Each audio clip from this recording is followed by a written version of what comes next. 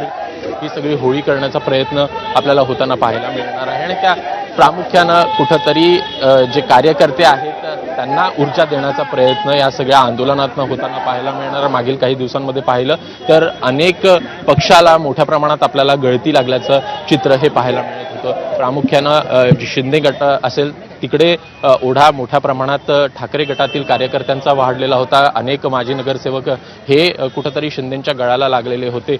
मात्र अशा प्रकारच्या आंदोलनातनं कुठंतरी पुन्हा एकदा कार्यकर्त्यांनाचे मनोबल जे आहेत ते वाढताना आपल्याला पाहायला मिळत असतं आणि त्याच अनुषंगाने मोठ्या प्रमाणात कार्यकर्ते जे आहेत ते इथं आपल्याला दाखल झालेले आहेत. त्यांच्याकडनं देखील कुठंतरी या माध्यमातनं महापालिका निवडणुका असेल त्या दृष्टीनं प्रयत्न जे आहेत ते आपल्याला शिवसेना उद्धव बाळासाहेब ठाकरे पक्षाकडनं होताना दिसत आहेत. नक्कीच अभिषेक, आपण पाहतोय आज उद्धव ठाकरेंच्या उपस्थितीत शासनाच्या या GRची होळी करण्यात येणार आहे, परंतु उद्धव ठाकरे या कार्यक्रमाला संबोधित करतील का, या संदर्भात काही अपडेट्स मिळत आहेत का?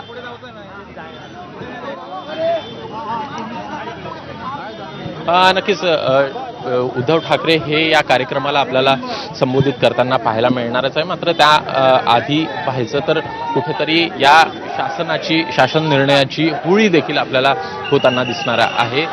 यामध्ये सर्वपक्षीय नेते हे सामील होतात का हे बघणं महत्त्वाचं असणार, कारण प्रामुख्यानं हा जर का होळी करण्याचा निर्णय पाहायचा तर तो शिवसेना उद्धव बाळासाहेब ठाकरे पक्षाचा होता आणि त्याच अनुषंगानं संतोष शिंदे विभागप्रमुख असतील किंवा मग उद्धव बाळासाहेब ठाकरे असतील, संजय राऊत असतील, हे सगळे आपल्याला या आंदोलनामध्ये सहभागी होतात का हे बघणं देखील महत्त्वाचं असणार आहे. कुठेतरी हिंदी सक्तीच्या विरोधामध्ये सरकारच्या या निर्णयाची होळी करण्याचा प्रयत्न आपल्याला आज ठाकरे पक्षाकडनं सर्वत्र होताना दिसतोय आणि त्याच अनुषंगानं मुंबई हे केंद्र म्हणावं लागेल.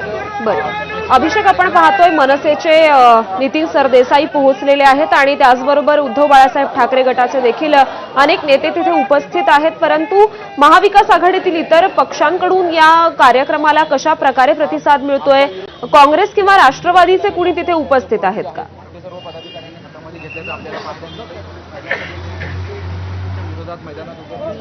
काँग्रेसचे युवराज मोहिते हे इथं आपल्याला दाखल झाल्याचं दिसलेलं होतं. सोबतच कम्युनिस्ट पक्षातील देखील अनेक नेते आहेत ते देखील इथं दाखल झाले आहेत. प्रकाश रेड्डी असतील हे देखील इथं दाखल झाल्याचं दिसतं आहे.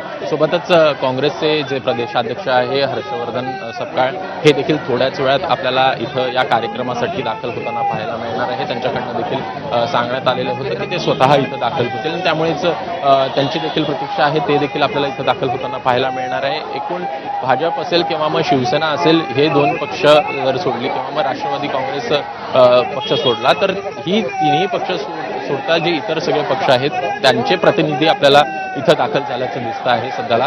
एकूण त्या अनुषंगानंच कुठंतरी मराठीची एकजूट किंवा मराठी भाषेसाठी एकत्र येण्याचा प्रयत्न हे